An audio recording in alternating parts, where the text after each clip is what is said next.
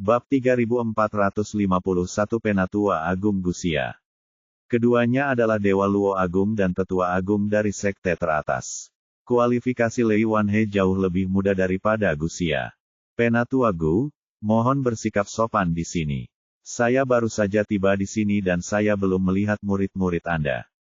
Meskipun Zhao Wuxiang berada di puncak Daluo Immortal, dia hanyalah kepala keluarga Zhao dan tidak memiliki sekte besar yang mendukungnya, bahkan lebih buruk dari identitas Gusia. Penatua Gu, saya belum melihat murid Anda. Lei Wanhe menambahkan, mungkinkah murid Ling Gao pergi ke tempat lain dan tidak ada di sini? Petik 2. Tidak, tanda jiwanya menghilang di sini. Murid ini sebagai putranya. Dia sangat berharga, jadi dia menanamkan tanda jiwa. Berdasarkan arah hilangnya tanda itu, dia yakin tanda itu ada di dekatnya. Kemudian matanya tertuju pada Ye Bufan dan yang lainnya. Boneka kecil, pernahkah kamu melihat murid-muridku? Tetua Agung dari Sekte Xuanwu begitu kuat, tetapi Ye Bufan dan yang lainnya tidak menganggapnya serius sama sekali, dengan ekspresi acuh tak acuh.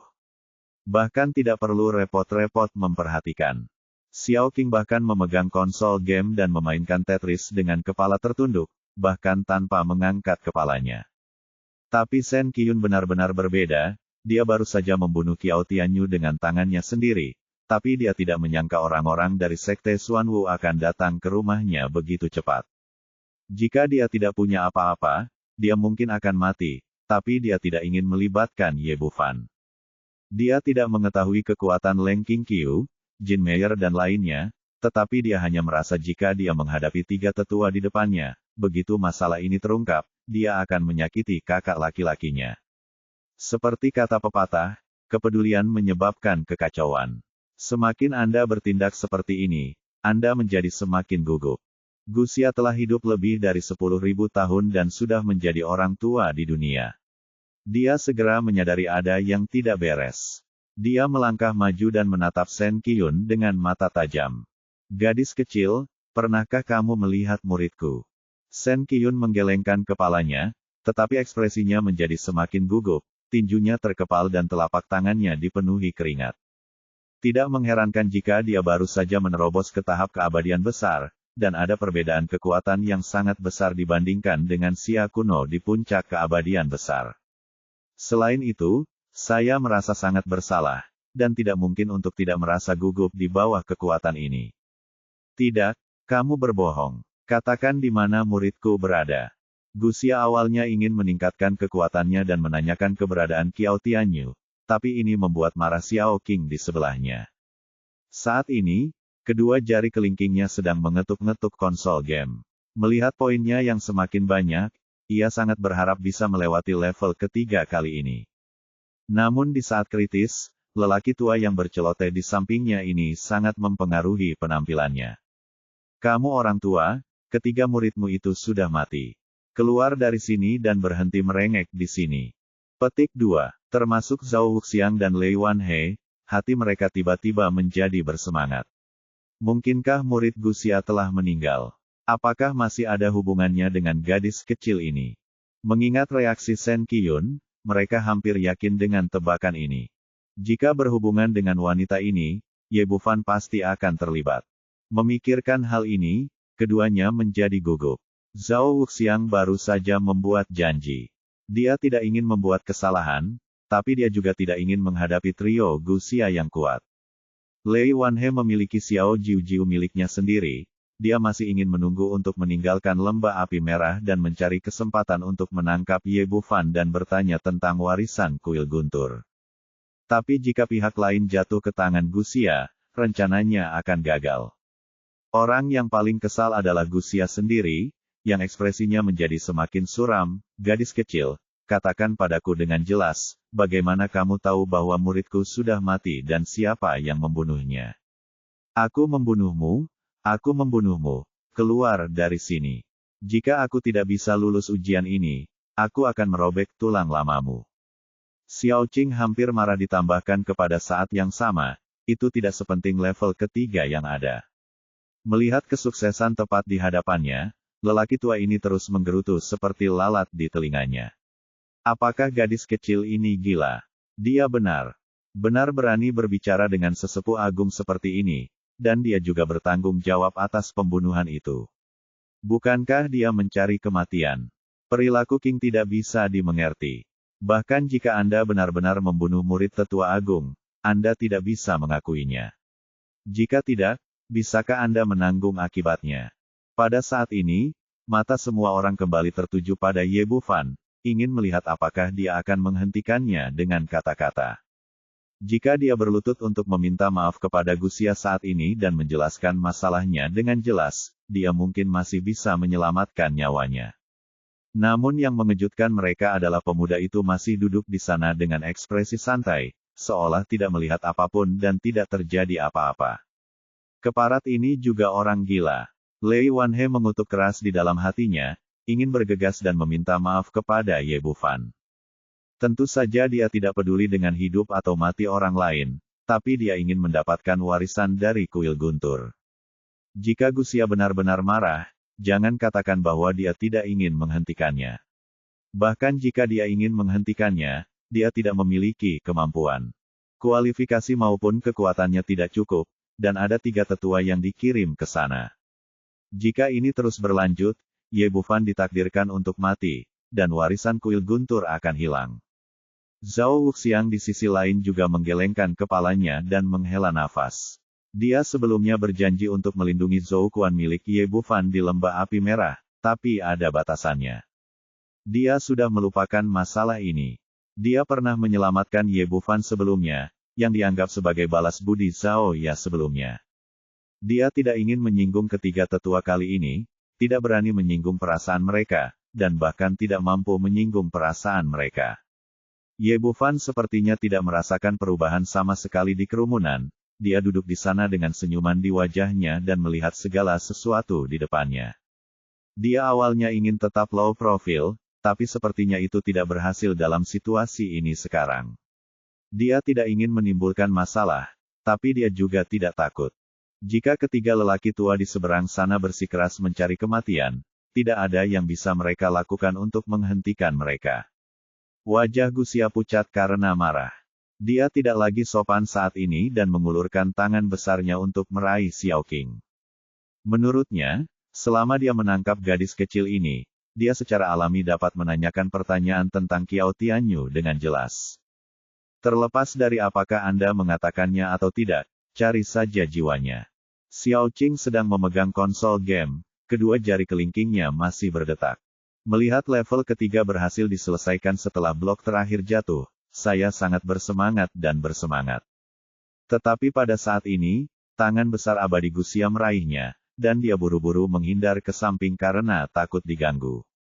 Tapi Gusia berada di puncak veteran Daluo Immortal, dan hanya setengah langkah dari Raja Abadi.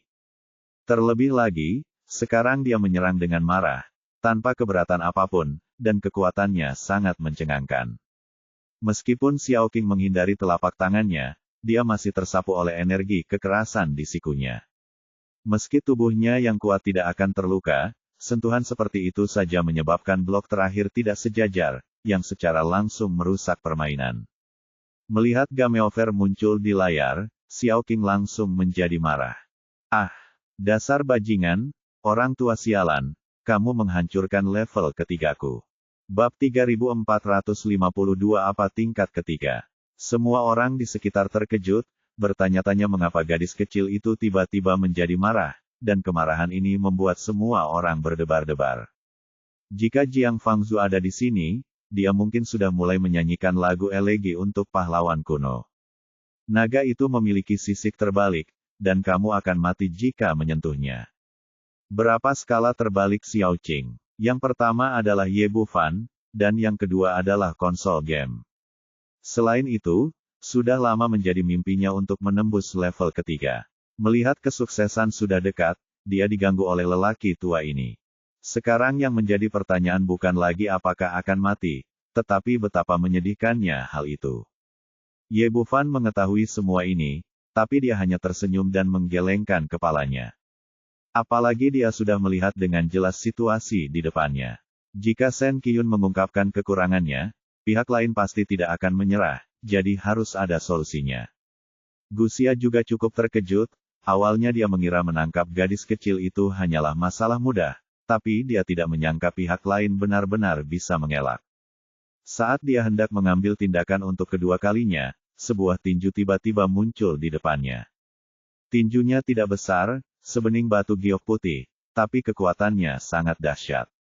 Ini, Gu Xia terkejut. Pukulan ini terlalu cepat dan kuat, dan sudah terlambat untuk menghindar. Tidak ada waktu baginya untuk berpikir terlalu banyak, dan kemudian ada pukulan keras di dadanya. Meskipun dia sudah mati-matian menggunakan pelindung tubuh abadi, dia masih tidak bisa menghentikannya. Dengan sekali klik, tulang dadanya roboh dan dia terbang mundur.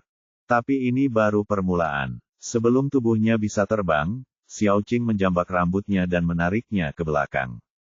Gadis kecil itu sangat marah saat ini, dia tidak ingin membunuh orang lain sekaligus, tetapi ingin melampiaskan amarahnya.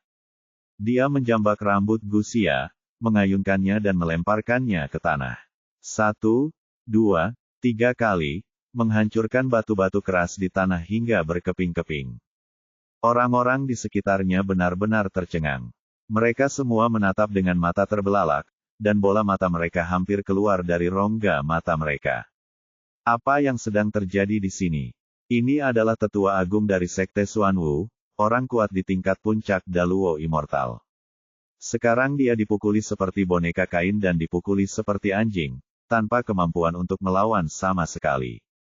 Orang yang paling banyak pingsan adalah Gu Xia. Dia telah hidup lebih dari 10.000 tahun dan dia belum pernah bertemu lawan sekuat itu. Bukannya dia tidak ingin melawan, tapi energi abadi di tubuhnya hancur hingga roboh, dan seluruh tubuhnya ditekan sampai mati, jadi dia tidak bisa melawan. Pada saat ini, dia menyadari betapa menakutkannya keberadaan yang telah dia provokasi. Jika dia memiliki kesempatan lagi untuk kembali, dia akan berlari sejauh yang dia bisa dan tidak akan pernah memprovokasi bibi kecil ini. Namun tidak pernah ada seandainya di dunia ini, tidak pernah ada obat penyesalan, dan kini sudah terlambat untuk menyesal. Setelah dilempar dengan keras oleh Xiao Qing, dia merasa semua tulang di tubuhnya hancur, organ dalamnya tergeser, dan kemudian dia benar-benar kehilangan kesadaran. Brengsek! Aku membiarkanmu menggiling dan merengek, aku membiarkanmu menggiling tanpa akhir, aku membiarkanmu mengacaukan level ketigaku. Xiao Qing terus melampiaskan amarah di dalam hatinya, memukulinya hampir cukup, dan kemudian meninju dengan ledakan itu, Penatua Agung Gu Xia yang malang langsung berubah menjadi kabut darah yang memenuhi langit. Namun meski begitu, kemarahan di hati Xiao Qing masih belum sepenuhnya mereda. Matanya beralih dan tertuju pada tetua kedua Fan Ying. Tidak ada di antara kalian yang baik, kalian semua masuk neraka. Xiao Qing meraung dengan marah, dan sosoknya langsung mendatangi tetua kedua dan mengusirnya. Fan Ying yang malang belum pulih dari keterkejutannya. Jika seseorang memberitahunya sebelumnya bahwa tetua agung akan dipukuli sampai mati oleh seorang gadis kecil tanpa kemampuan untuk melawan, dia tidak akan mempercayainya. Tapi sekarang inilah yang terjadi. Yang terburuk adalah dia menjadi target berikutnya. Meskipun dia juga berada di puncak Daluo Immortal, kekuatannya bahkan lebih buruk daripada Gu Xia. Bahkan lawannya dikalahkan seperti ini, bagaimana dia masih memiliki keberanian untuk melawan? Reaksi pertama pria itu adalah berbalik dan lari, tapi tidak mungkin dia bisa melarikan diri. Tendangan Xiao Qing secepat guntur, dia hanya berbalik dan menendang bagian belakang jantungnya dengan keras. Hanya terjadi ledakan, lalu meledak dan pecah menjadi awan darah. Kemudian tanpa henti, dia bergegas menuju tetua ketiga Liao Changping di sebelahnya. Kamu bajingan, biarkan kamu menghancurkan level ketigaku. Ini adalah kata-kata terakhir yang didengar Liao Changping, dan kemudian tubuhnya meledak dan juga hancur oleh sebuah pukulan. Sampai kematiannya, dia masih belum mengerti apa itu level ketiga, dan mengapa hal itu membuat iblis wanita begitu marah. Orang-orang kuat dari Sekte Xuanwu awalnya datang ke sini bersama ketiga tetua, dan mereka sangat agresif sehingga mereka mengira mereka membunuh dewa dan Buddha. Namun ia tidak pernah menyangka gadis kecil itu akan langsung membunuh 3 orang begitu ia tiba di sini. Bahkan ketiga tetua sudah mati. Bagaimana mereka berani tinggal di sini? Kecuali beberapa pelari lambat yang tersingkir oleh Xiao Qing, selusin orang yang tersisa menghilang dalam sekejap mata. Kamu berlari cepat, jangan biarkan aku bertemu denganmu lain kali. Xiao Qing mengayunkan tinjunya, dan kemarahan di hatinya mereda. Dia berbalik dan kembali ke posisi sebelumnya, duduk di atas batu dan mengeluarkan konsol game, mencoba melihat apakah dia masih dapat menemukan perasaan yang dia rasakan sekarang. Itu sudah berakhir di sisinya, dan seolah-olah tidak terjadi apa-apa. Tapi semua orang di sekitarnya sama terkejutnya dengan ukiran kayu dan patung tanah liat. Berdiri di sana, ada gelombang besar di hati mereka. Lei Wanhe menelan ludah. Jika dia tidak melihatnya dengan matanya sendiri, dia tidak akan mempercayainya. Sekte Xuanwu adalah salah satu sekte teratas di Zixiaotian, dan kekuatannya tidak kalah dengan sekte Yu Lei Xian. Di antara mereka, ketiga tetua bahkan lebih kuat. Masing-masing dari mereka telah mencapai puncak Daluo Immortal. Bukan tidak mungkin untuk bercita-cita menjadi Raja Abadi. Namun ketiga makhluk kejam ini dibantai seperti ayam, tanpa meninggalkan satu jiwa pun. Terkejut, bingung, tidak percaya. Dia tidak tahu siapa gadis kecil ini. Bagaimana dia bisa begitu kuat sehingga dia bisa membunuh puncak Daluo Immortal dalam sekejap. Sebagai perbandingan, ini 100 kali lebih kuat dari Hua Bingyu. Yang terpenting adalah gadis kecil ini tidak ragu-ragu dalam menggunakan tangannya, dan dia bisa menjadi kejam seperti yang dia inginkan. Pada saat ini, rasa dingin merambat di punggungku, dan aku merasa sangat takut. Baru saja dia akan memprovokasi Ye Bufan. Saat itu, Xiao Qing berkata bahwa dia hanya gatal dan pantas untuk dipukuli, dan hatinya penuh dengan penghinaan. Sekarang sepertinya mereka tidak berbicara omong kosong, semuanya benar. Jika iblis perempuan marah, itu bukan soal memukulinya sama sekali, tapi mungkin dia akan dihancurkan secara fisik dan mental. Dia sangat ketakutan hingga terlihat seperti beruang, belum lagi Lei Ming dan Lei Linger berdiri di belakangnya. Mereka berdua pernah berniat membalas dendam terhadap Ye Bufan sebelumnya, tapi sekarang mereka sudah menyerah sepenuhnya. Mereka memiliki pendukung yang kuat, membunuh mereka seperti menghancurkan semut, beraninya mereka memiliki harapan yang berlebihan. Zhao Wuxiang berdiri di sana, sama-sama terkejut. Kekuatan semacam ini membuatnya merasa terkejut dari lubuk hatinya dan takut dari lubuk jiwanya. Jika dia berdiri di depan Xiao Qing, dia tidak akan bisa menghalangi gerakan apapun. Sungguh konyol bahwa Zhou Kuan, yang sebelumnya begitu kurang ajar dan mengaku melindungi Ye Bufan, kini tampak seperti lelucon belaka. Melihat ke belakang sekarang, saya tidak menyelamatkan Ye Bufan ketika saya melangkah maju, tetapi menyelamatkan Lei Wanhe. Pada saat yang sama, saya juga bingung. Menurut deskripsi putri saya Zhao Ya, bukankah wanita kuat di sebelah Ye Bufan adalah wanita lain yang membawa pedang? Mengapa gadis kecil ini menjadi lebih jahat? Bab 3453, Sekte Master Songke. Dua Dewa Luo yang agung sangat terkejut, belum lagi yang lainnya, semuanya tercengang. Bahkan Mulanzi dan Zhao Ya menatap dengan mata terbelalak, tidak bisa tenang untuk waktu yang lama. Mereka telah mengikuti Ye Bufan sebelumnya, tetapi Leng Qingqiu lah yang selalu mengambil tindakan. Menurut pendapat mereka, inilah orang yang sangat kuat dan dapat diandalkan oleh semua orang. Namun ia tidak pernah menyangka bahwa gadis kecil yang selama ini bermain-main dengan Ye Bufan ini akan berubah menjadi karakter super kejam dengan identitas tersembunyi yang dalam. Xiao Qing tidak peduli sama sekali. Saat ini, dia hanya peduli pada level ketiganya dan tidak ingin diganggu oleh siapapun lagi. Setelah berurusan dengan orang-orang Sekte Xuanwu, dia melihat ke arah Lei Wanhe lagi. Orang tua, bukankah kamu baru saja mengatakan bahwa kamu ingin menyelesaikan masalah dengan kakak Ye? Jika kamu memiliki skor, selesaikan dengan cepat. Jika itu mempengaruhi permainan ibuku, aku akan mengulitimu. Siapa yang mengatakan ini? Lei Wanhe mungkin akan segera mengamuk, tetapi saat ini dia tidak memiliki emosi sama sekali kecuali rasa takut. Apakah kamu bercanda? Apa yang disebut martabat, temperamen, dan wajah semuanya didukung oleh kekuatan. Tanpa kekuatan, mereka bukanlah apa-apa. Baru saja, Contoh dari 3 orang Gusia ditampilkan di sana dengan darah. Kekuatannya bahkan lebih buruk dari yang lain, jadi bagaimana dia berani memprovokasi bintang jahat wanita di depannya? Lei Wanhe tersenyum canggung, tidak apa-apa, tidak apa-apa, semuanya sudah berakhir, lupakan saja, lupakan saja. Dia berbicara dengan sangat hati-hati, karena takut ditampar sampai mati oleh pihak lain. Ini yang kamu katakan. Jika ada yang berani menggangguku bermain game lagi, aku akan memalingkan kepalamu. Xiao Qing melihat sekeliling untuk memastikan tidak ada yang berani mengganggunya lagi, lalu dia mengeluarkan konsol game tersebut dan terus bermain. Saya ingin melihat apakah saya bisa mendapatkan kembali perasaan yang baru saja saya rasakan. Melihat bibi kecil ini tidak melakukan apa-apa lagi, semua orang menghela nafas lega. Beraninya Lei Wanhe terus tinggal di sini. Dia bisa kehilangan nyawanya kapan saja. Dia memandang Zhao Wuxiang di sebelahnya, saudara Zhao, ada beberapa hal yang harus saya lakukan terlebih dahulu, jadi saya tidak akan mengganggu Anda. Di lembah api merah yang jaraknya puluhan mil, apinya berkobar dan apinya sangat tinggi bahkan baja pun bisa meleleh.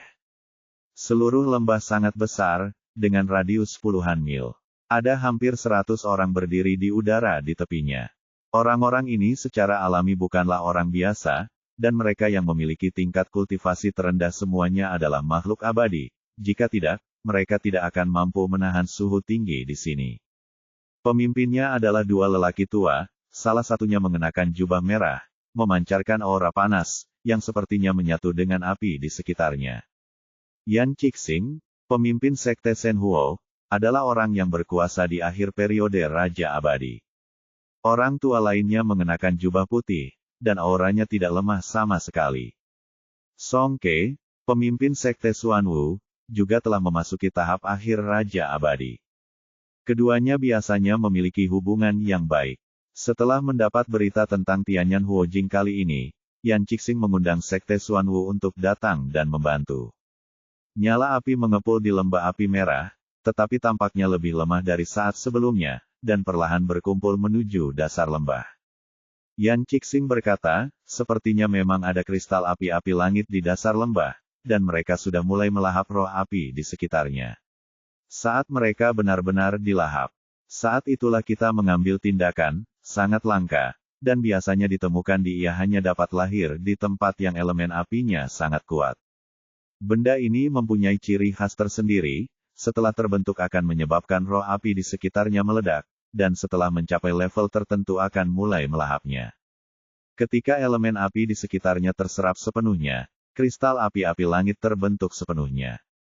Saya tidak tahu berapa ribu tahun telah berlalu di lembah api merah ini.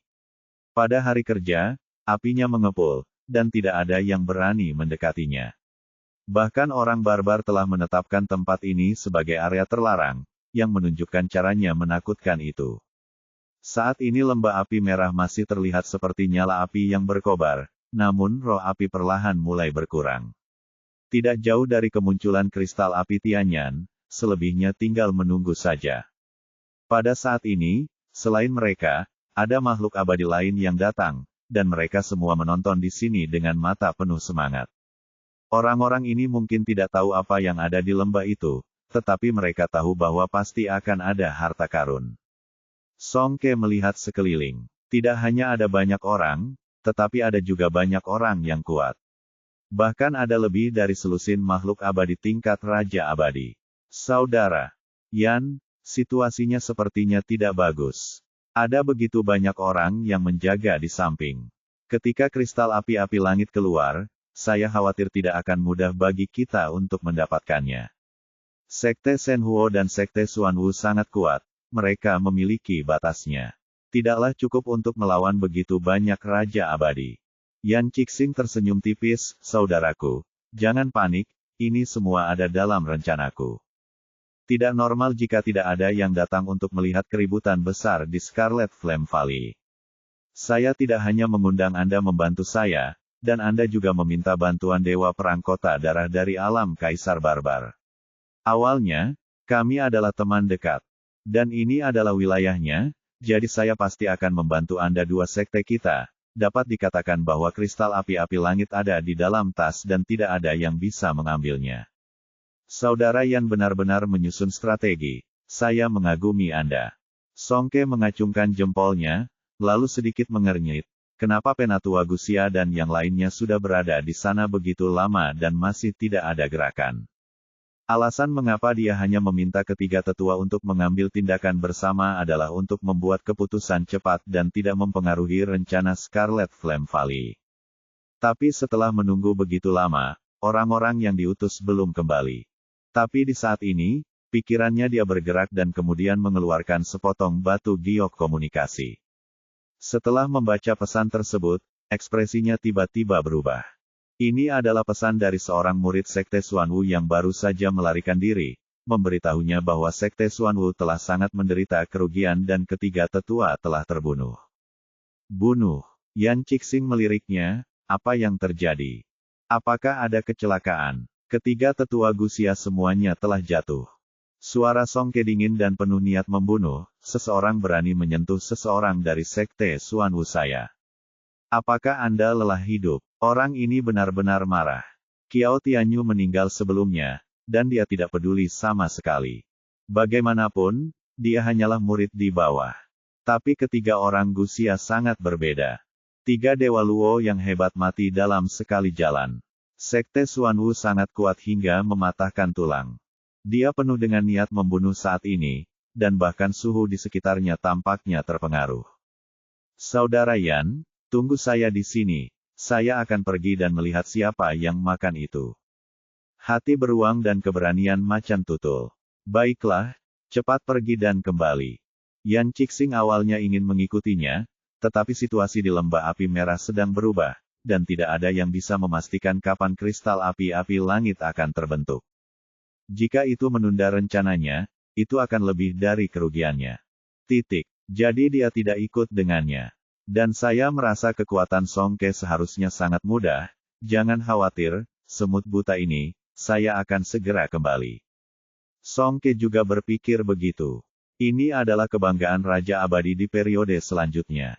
Lagi pula, melihat dunia, hanya ada sedikit orang yang bisa dianggap sebagai lawan, dan mereka yang bisa mengalahkannya bahkan lebih jarang lagi. Setelah mengatakan ini, dia melintas dari tempat itu menghilang, melaju kencang menuju kejauhan. Bab 3454 Mengapa begitu sulit?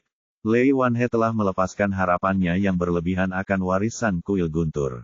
Dengan orang seperti Xiao Qing berdiri di belakangnya, beraninya dia memprovokasi Ye Bufan. Saya khawatir sebelum saya mendapatkan warisan, saya akan ditembak mati. Sekarang kami sudah putus asa, tidak perlu lagi tinggal di sini. Setelah mengucapkan selamat tinggal kepada Zhao Wuxiang, kami siap untuk pergi. Tetapi pada saat ini, tekanan yang sangat besar tiba-tiba datang. Semuanya berhenti, tidak ada yang diizinkan pergi. Begitu dia selesai berbicara, sesosok muncul di depan semua orang, itu adalah Songke dengan ekspresi marah di wajahnya. Ketiga tetua berada di puncak dari tiga Dewa Luo yang agung, dan mereka dibunuh seperti ini. Bagaimana mungkin dia tidak marah sebagai pemimpin sekte? Sebagai Raja Abadi di tahap akhir, kekuatannya sangat menakutkan. Lei Ming dan Lei Linger, yang paling lemah dalam budidaya, terpaksa mundur satu demi satu. Songke dipenuhi dengan niat membunuh, siapapun yang membunuh anggota sekte Xuanwu saya, majulah. Ini. Lei Wanhe dan Zhao Wuxiang secara alami mengenal Master Sekte Xuanwu, tetapi mereka tidak mengharapkannya. Juga datang ke Red Lembah Api. Menghadapi Raja Abadi yang begitu kuat, bahkan mereka berdua merasa merinding. Kedua orang ini licik, dan tak satu pun dari mereka berbicara. Lebih baik menjauh dari pertarungan antar dewa seperti ini, dan yang terbaik adalah tidak terlibat. Mereka memiliki kesadaran ini, namun sayangnya beberapa orang tidak, seperti Lei Ming yang bersembunyi di belakang. Orang ini telah mengertakkan gigi dengan kebencian terhadap Ye Bufan, tapi sayang sekali dia tidak bisa melakukan apapun padanya. Tapi sekarang orang yang datang adalah pemimpin sekte Xuanwu, orang kuat di akhir periode Raja Abadi. Menurutnya, Ye Bufan pasti akan mati selama dia mengatakan yang sebenarnya. Tidak peduli seberapa kuat gadis kecil itu, dia masih dalam tahap awal Raja Abadi dan tidak bisa menjadi lawan Song Ke. Karena itu, dia langsung melompat keluar. Tuan Raja Abadi, gadis kecillah yang membunuh ketiga tetua, tapi pria itu adalah dalangnya. Dia mengangkat tangannya dan menunjuk langsung ke arah Ye Bufan saat dia berbicara. Semua ini terjadi begitu tiba-tiba sehingga Lei Wanhe tidak dapat menghentikannya tepat waktu. Ini membuatnya sangat marah, dan diam-diam dia mengutuk si idiot itu, mengapa dia melibatkan dirinya dalam hal seperti itu. Biasanya, dengan kemampuan Song Ke, dia bisa mengetahui masalahnya dengan jelas bahkan jika tidak ada yang datang untuk mengidentifikasinya. Tetapi jika Xiao Qing mengambil keuntungan, mereka akan menghadapi musuh yang begitu kuat, yang niscaya akan menjadi bencana. Lei Ming tidak dapat membayangkan hal ini sama sekali. Pada saat ini, dia menatap Ye Bufan, wajahnya penuh kebanggaan dan kegembiraan, dan dia bahkan membayangkan sebuah adegan di mana balas dendamnya yang besar akan dibalas. Song Ke melirik Ye Bufan, dan akhirnya matanya tertuju pada Xiao Qing, dengan sedikit kecurigaan. Gadis kecil, apakah kamu membunuh sesepuh dari sekte Xuanwu saya? Xiao Qing memegang konsol game dan memainkan Zheng Huan. Saya harus mengatakan bahwa keadaan hari ini sangat bagus. Meskipun permainan tadi terganggu, babak ini masih sangat bagus. Ada harapan. Agar bisa memainkan game tersebut dengan baik, dia juga melakukan persiapan yang cukup. Dia baru saja menyelesaikan masalah Lei Wanhe. Namun dia tidak pernah menyangka bahwa di saat kritis, lelaki tua jahat lainnya akan muncul, yang membuatnya marah. Tua Abadi, keluar dari sini. Ekspresi Song Ke tiba-tiba berubah. Dia adalah penguasa sekte di tahap akhir Raja Abadi. Kamu sedang mencari kematian. Dengan marah, dia mengulurkan tangan besarnya dan langsung meraih Xiao Qing. Ketika Raja Abadi mengambil tindakan di tahap selanjutnya, kekuatannya luar biasa, jauh melampaui apa yang bisa ditandingi oleh para pahlawan kuno sebelumnya. Xiao Qing duduk di sana, menghadapi lawan yang begitu kuat, tidak mungkin untuk mengelak, jadi dia hanya bisa menghentikan permainan untuk sementara. Tetapi melihat bahwa dia akan melewati level hanya dengan 2 kotak, ini membuatnya semakin marah, dan dia 10 kali lebih marah daripada Song Ke. Saya hanya ingin memainkan permainan yang bagus, mengapa begitu sulit? Sialan, aku akan membunuhmu. Xiao Qing yang marah menyingkirkan konsol game dan bergegas menuju Song Ke seperti singa betina yang marah, mengangkat tangannya dan meninjunya. Tinju dan telapak tangan bertemu, dan terdengar suara teredam, dan aliran udara yang deras menyapu, mengguncang guntur yang menjulurkan lehernya hingga jarak beberapa kaki jauhnya. Xiao Qing mundur selusin langkah, tetapi Song terkejut 20 atau 30 kaki jauhnya.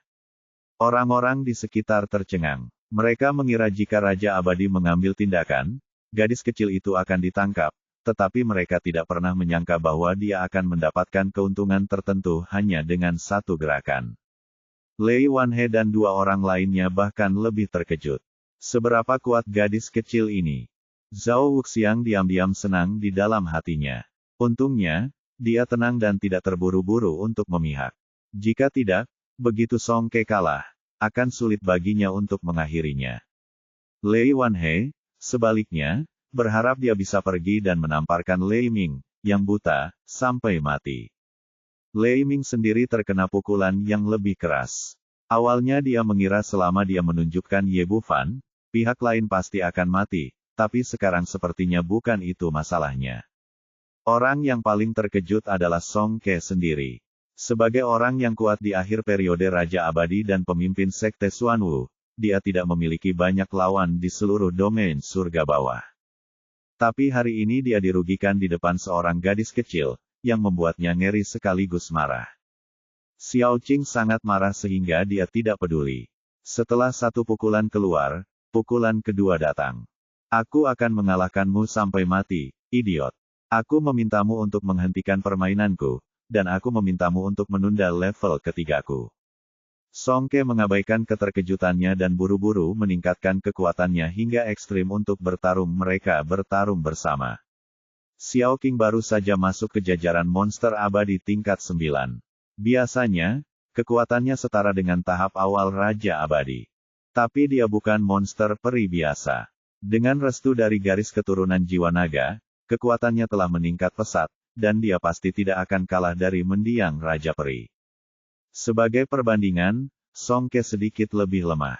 Meskipun dia tidak akan kalah dengan cepat, dia berada dalam posisi yang dirugikan karena dia lebih banyak bertahan dan lebih sedikit menyerang.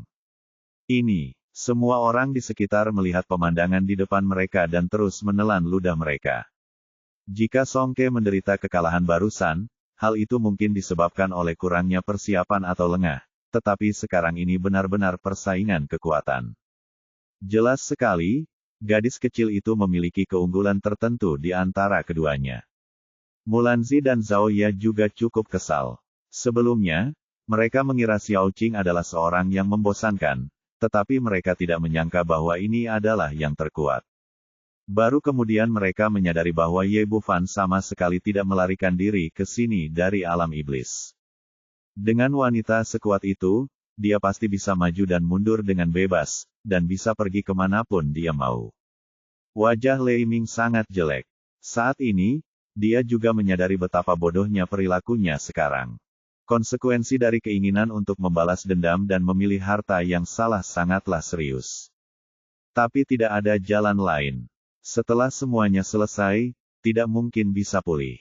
Saya hanya bisa terus berdoa dalam hati, berharap Song Ke menang.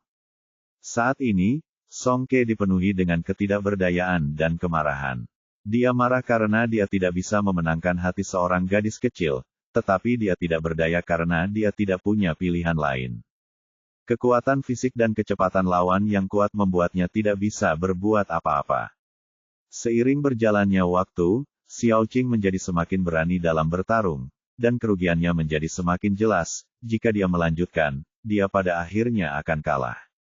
Jika saatnya tiba, jangan bicara tentang membalas dendam ketiga tetua, saya khawatir Anda akan mati atau terluka.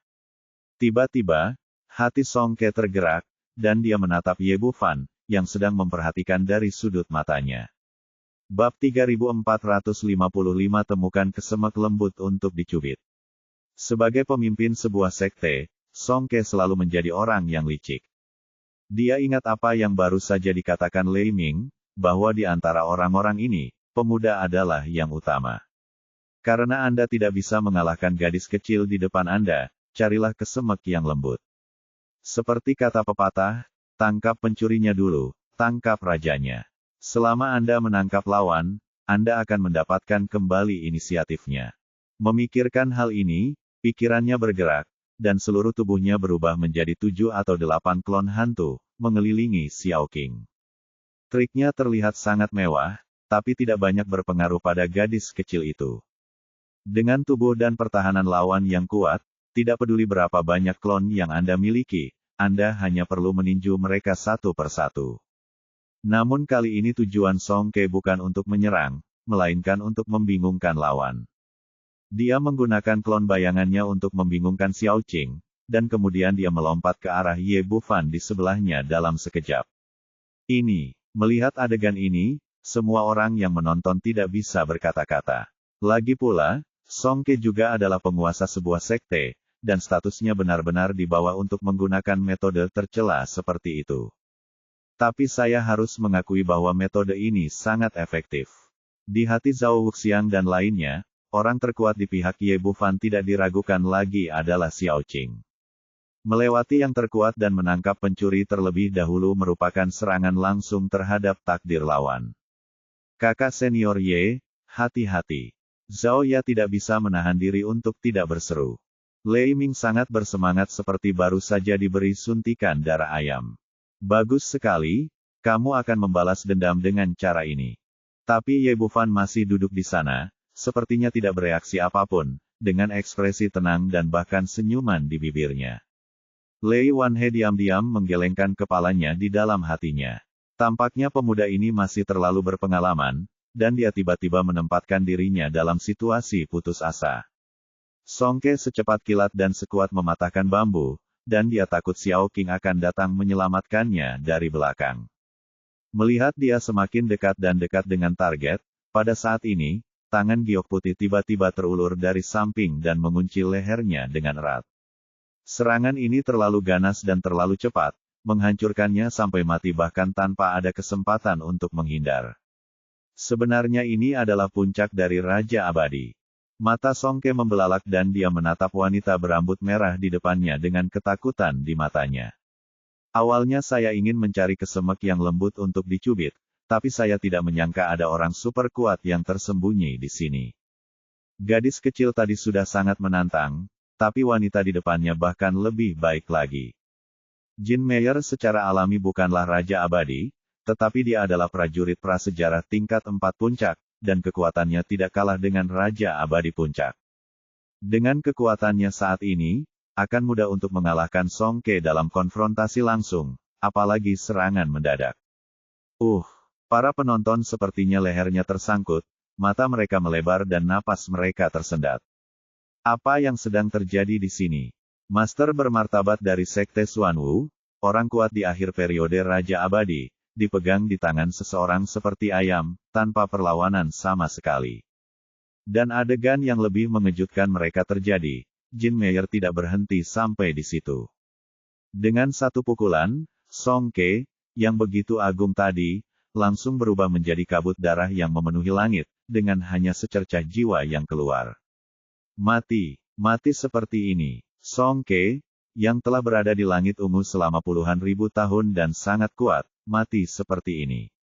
Setelah jiwa Songke kabur, dia panik, namun dia tidak ragu-ragu dan segera kabur. Ye Bufan berpikir dalam hati bahwa sayang sekali ada terlalu banyak orang yang menonton, tanpa daya melihat sepotong besar lemak tetapi tidak dapat menggunakan botol pemurnian iblis. Meskipun kekuatannya saat ini tidak takut pada siapapun di wilayah langit bawah, segala sesuatunya tidak dapat diprediksi, dan masih ada wilayah langit tengah dan wilayah langit atas. Dibandingkan dengan orang-orang kuat yang tiada taranya itu, bagaimanapun juga, aku adalah eksistensi seperti semut. Begitu berita ini menyebar, pasti akan menimbulkan masalah yang tiada habisnya. Karena itu, dia masih mengendalikan keserakahan di dalam hatinya dan tidak mengorbankan botol pemurnian iblis. Hanya karena dia tidak mengambil tindakan bukan berarti orang lain hanya akan duduk diam dan mengabaikannya. Cahaya pedang tajam melintas, langsung menghancurkan jiwa Songke. Leng Qingqiulah yang mengambil tindakan, menghilangkan masalah sepenuhnya dengan satu pedang. Diam, ada keheningan yang mematikan di sekeliling. Di saat yang sama, semua orang kaget dan kaget. Meskipun itu hanya jiwa, itu juga merupakan jiwa Raja Abadi, dan itu bukanlah sesuatu yang bisa disentuh oleh orang biasa. Tapi sekarang dia dibunuh oleh wanita dengan satu pedang, yang menunjukkan betapa kuatnya teknik pedangnya. Terutama pada saat pedang terhunus, semua orang merasakan ketakutan yang mendalam di hati mereka. Tidaklah berlebihan untuk mengatakan bahwa wanita ini setidaknya adalah Raja Peri. Ini agak menakutkan. Bukankah itu berarti ketiga wanita yang mengikuti Ye Bufan semuanya kuat di level Raja Peri? Bahkan beberapa sekte abadi tingkat atas di alam surga bawah tidak dapat dibandingkan dengan kekuatan ini. Misalnya, di Sekte Xuanwu, hanya ada satu Raja Abadi di seluruh sekte, ditambah 3 tetua tingkat abadi Luo Agung. Orang-orang kuat tingkat tinggi ini adalah inti dari sekte ini, dan sisa ikan kecil dan udang tidak ada gunanya sama sekali. Tidaklah berlebihan untuk mengatakan bahwa seluruh sekte telah dihancurkan saat ini. Yang paling mengejutkan Zhao Wuxiang dan yang lainnya adalah siapa pria yang tidak pernah bergerak ini. Kekuatan macam apa itu, dan bagaimana cara menggunakannya untuk mengendalikan 3 Raja Abadi. Kalian pasti tahu kalau setelah mencapai level Immortal King, mereka sangat sombong, namun terlihat ketiga wanita di depan mereka semuanya mengikuti Ye Bufan. Terutama wanita berambut merah, yang mengalahkan Songke hanya dengan satu gerakan, yang menunjukkan betapa menakutkannya kekuatannya, dan dia bahkan mungkin telah mencapai puncak Raja Abadi. Suasana hati semua orang sedang rumit, dan punggung Lei Wanhe basah oleh keringat. Sekarang dia berharap bisa menamparkan si idiot Lei Ming ini sampai mati. Meskipun semuanya baik-baik saja, dia bersikeras untuk berlari dan menggali lubang besar.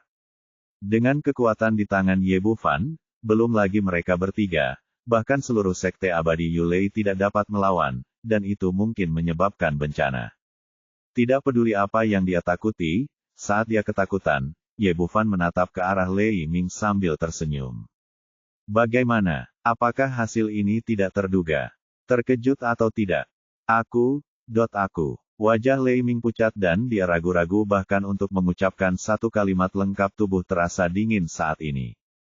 Saya awalnya berpikir bahwa jika orang kuat di tahap akhir Raja Abadi mengambil tindakan, lawannya pasti akan mati, jadi saya melompat keluar karena kepintaran saya sendiri, tetapi saya tidak pernah menyangka bahwa ini akan menjadi hasilnya. Biar ku beritahu, jangan main-main. Aku adalah murid inti dari Sekte Yulei Xian. Jika kamu berani menyentuhku, sekte itu tidak akan membiarkanmu pergi. Dalam ketakutan yang luar biasa, dia tidak punya pilihan lain, tapi untuk memindahkan sekte ke belakang. Tapi begitu dia mengucapkan kata-kata ini, dia menerima tamparan keras dari jalan belakang, menjatuhkannya ke tanah. Kamu bajingan, kenapa kamu tidak berlutut dan berbicara dengan Tuan Ye? Lei Wanhe lah yang mengambil tindakan. Meskipun dia sangat mencintai murid ini, dia harus menyerah pada saat kritis. Kalau tidak, itu akan sangat membuat marah orang-orang muda di depannya. Tidak hanya mereka bertiga akan mati, tetapi bahkan sekte abadi pengendali guntur akan hancur total. Setelah mengatakan itu, dia menatap Ye Bufan dengan ekspresi menyanjung di wajahnya, saya tidak disiplin dengan ketat, tolong hukum saya.